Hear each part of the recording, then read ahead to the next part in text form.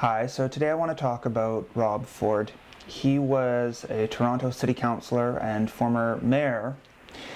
He died yesterday following a battle with cancer, and that's very sad, especially for his family. Now, the reason I'm making this video is not to really pay tribute to Rob Ford or offer my support for his politics or his life choices. However, but to, I guess, respond to some sentiments I've seen popping up on social media in the last day. Some of the people on my various social media accounts have responded to the death of Rob Ford with expressions of joy, celebration, and I guess, I think that's in really bad taste. I think it's a poor reflection of the people who do it. I think it sort of devalues not the person they're intending it at, but human life in general. I take the position that it's in bad taste to celebrate openly the death of most anyone. I understand, of course, people who, have had a relative or someone who is very awful to them and dangerous to them die and express relief that they're no longer in danger, but in most cases I think it's inappropriate and in poor taste. I saw this happening a lot when Margaret Thatcher died in 2013, and over in the UK there was even a movement to get the song Ding Dong, the Witch is Dead back on the charts. I think it got to number 2. Kind of funny on the surface, but again, I don't think it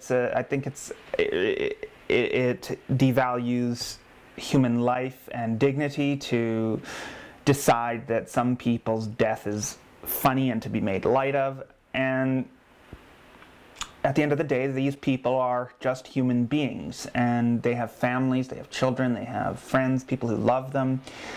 And I think it's really disrespectful to all the people who are in their life not to call them out on their shit, not to say, for example, like some people have come after Rob Ford's death and, written what a horrible politician they thought he was, criticizing his policy decisions and his personal conduct. That's fine. I don't take this position that you can't speak ill of the dead, but I think you kind of cross a line of just propriety when you're openly cheering for their death. And a lot of the people doing this in the Rob Ford instance are leftist people, like people who align with parties like the NDP, and who take the political position that his politics were shit and therefore he is worthy of our ridicule and mockery, even like in death. Not just mockery in death, but mockery of his death. I don't like that. And I firstly, and one of the sentiments was, I'm glad he's dead because he'll never be able to affect really crappy policy anymore. But the problem is, we live in a democracy. Well, not a problem. Some people on the left view that as a problem. But anyway.